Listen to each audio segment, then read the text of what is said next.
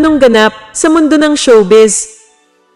Napanood ko ang latest vlog ni na Erich Gonzalez at Enchong D tungkol sa jojowahin o tutropahin 2, na ang part 1 ay pinalabas pa noong nakalipas na 2 buwan.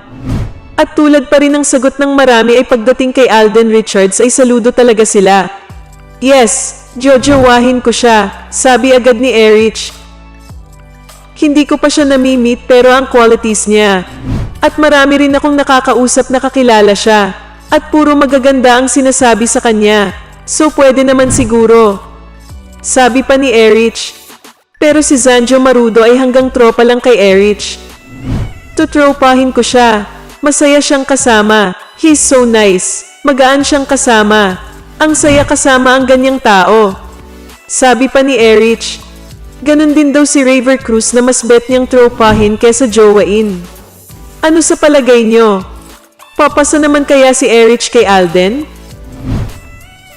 Kung bago ka pa lang sa channel ko, at kung gusto mo ng mga ganitong video, ay mag-subscribe ka na para maging updated ka sa mga bago kong ilalabas na video. At kung meron kang gustong i-promote, PM is the key.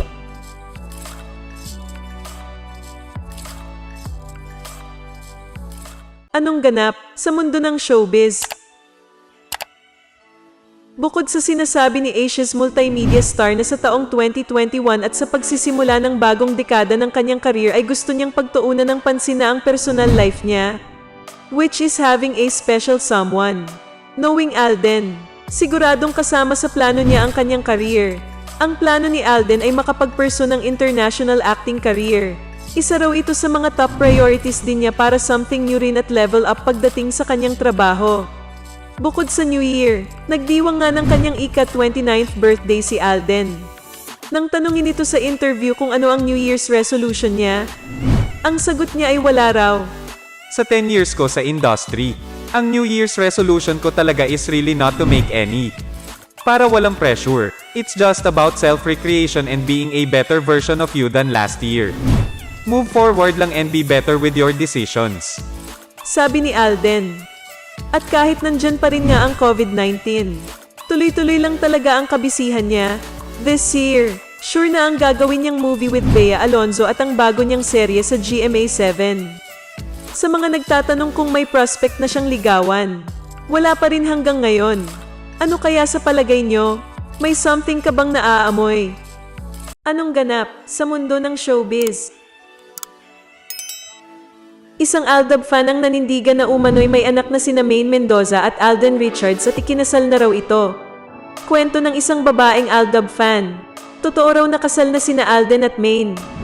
Mayroon talaga silang anak at saka kahit nandoon sa ibang bansa yan si Alden, mayroon yan bit-bit na pangbata talaga. Pangbata na laruan.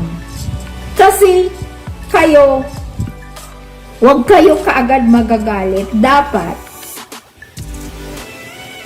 pag-anuhan nyo talaga, ibang suriin nyo, titingnan yung maigi, hindi lang yung, nagagalit kayo lalong-lalo na sa mga Aldab Nation. Kaya nga sinasabi ni Alden, ang mga Aldab Nation matatalino, nakikita talaga. Pero hindi, nilalabas na rin yan ng mga Dapper Cats. Dahil lang yan sa mga proyekto, kaya tinatago nila yan. Dahil bawal sa kanila. Yon. At saka number 1, anuhin na nga, wasakin ang Aldab Nation, paghiwalayin. Para lang yan sa mga proyekto na yan, natangkilikin din. Para magiging patok. Yan lang yon. Pero ang katotohanan, may anak na yan sila. Tandaan nyo yan, tingnan mo, lumusot pa rin ngayon na kaliit-liit na bagay nakikita namin, nakikita ng Aldab Nation, nasusum namin na mayroon doon laruan sa isang tabi.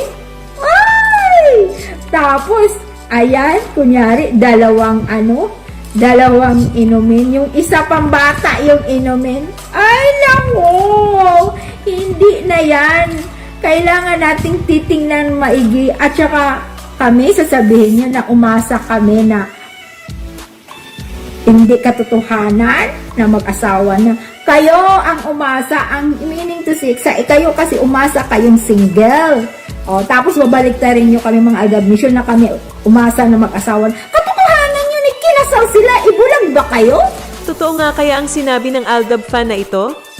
Anong masasabi mo sa balitang ito? Anong ganap sa mundo ng showbiz? Hindi na itago ng ilang netizens ang kanilang pag-aalala kay Maine Mendoza matapos ang revelasyon nito tungkol sa ilang fans niya na tila hindi na alam kung ano ang realidad. Matatandaan na 7 taon nang wala ang tambalan ni Maine at Alden Richards, ngunit may ilan pa ring mga fans ang naniniwala na magkakatuluyan pa rin ang kanilang mga idolo. Sa ilang post sa Twitter, pinag-ingat ng ilang netizens si Maine sa pakikihalubilo sa kanyang fans matapos kumalat sa social media ang isang video kung saan makikita ang ilang fans ng Aldab na mayroong hawak na kandila habang kumakanta. Hindi mapigilan ng ilang netizens na tawagin na kulto ang nasabing grupo. Sa panayam sa kanya ni OG Diaz ay ibinahagi ni Maine na ilang beses na siyang nakiusap sa ilan niyang fans na tanggapin na ang katotohanan na hindi magiging sila ni Alden. Pero meron pa rin po na hanggang ngayon, kumakapit pa rin po. So, yun yung hindi ko rin matolerate. And I tried calling them out couple of times already, pero ayaw po talaga nilang maniwala. Yung iba, parang hanggang ngayon, kapit na kapit sila na mag-asawa kami ni Alden, may anak na kami. Totoo po ito. And meron, marami na po akong mga tao na dinirect message sa Twitter to tell them na wala po katotohanan. Nag-e-effort ka talaga.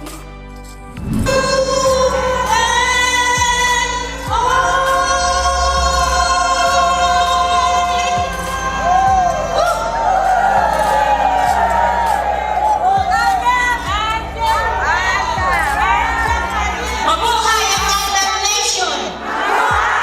Mabuhay si Alden!